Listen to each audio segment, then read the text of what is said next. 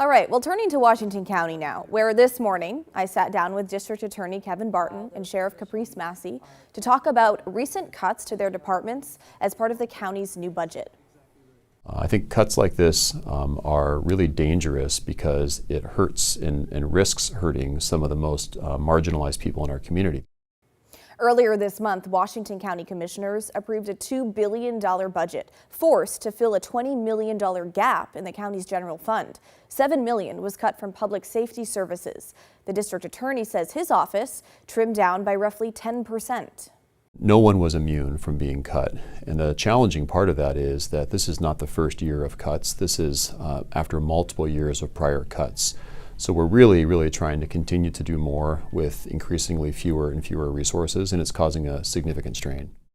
Now, the county's Child Support Enforcement Division, part of the DA's office, was eliminated. It's a program that's been around for the past 50 years. The state will now take it over, but Barton says the majority of the staff will remain the same. But it was a surprise. I was surprised that the county would choose to make such a significant cut to such important services, and not just in the DA's office, in the sheriff, community corrections, and juvenile. So unlike in Multnomah County, the Washington County Sheriff's Office took some cuts. Here's what Sheriff Massey told me today. Well, they're significant. We are the largest consumers of the general fund, and so our cuts were about $4 million, which equated to about 24 positions. Okay, it's worth noting that those positions were vacant, but Sheriff Massey says they are already understaffed and really needed to fill them, which won't happen now. It was 10 jail deputies, 10 patrol deputies, 2 criminal records specialists, and 2 jail services technicians. And so that's a significant hit to the resources that we need to run those areas safely. Today, I talked with a man named Daniel who tells me he's worked for the sheriff's office for 4 years and sees the staffing strains firsthand.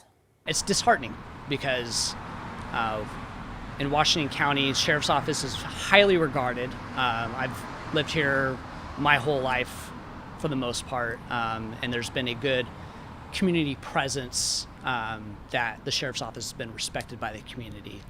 And so for the sheriff's office to get to hear that we're getting cutbacks or a loss of whether it's staff or money, that makes it harder for us to do our jobs. In a statement, Washington County Chair Catherine Harrington said, "This isn't a happy budget. We have a lot of cuts in personnel and in services, but we are an organization of more than 2,500 very dedicated public servants, and we will persevere, and we will do so together."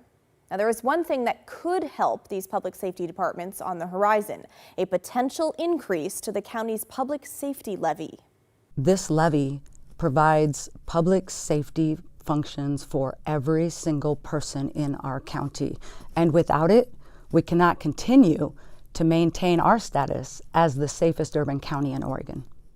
Washington County's public safety levy has been around for decades, and county commissioners this week approved putting a measure on the November ballot that, if passed, would increase the rate by 19 cents. For someone who owns an average assessed home, not market rate, assessed value, which in Washington County is around $350,000, those people would pay $230 a year, which comes out to about $19 a month. That's a $6 monthly increase compared to what those people are paying now.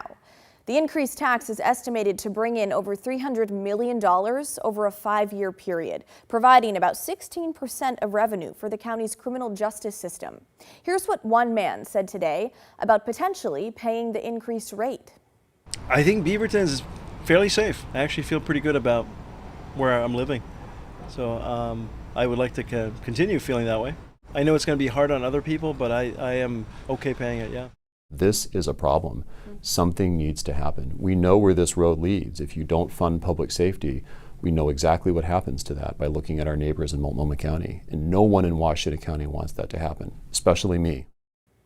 So what do you think about the potential public safety levy in Washington County? Would you vote for it in November? Why or why not? Email us at thestory@kgw.com or call and leave a voicemail 503-226-5090.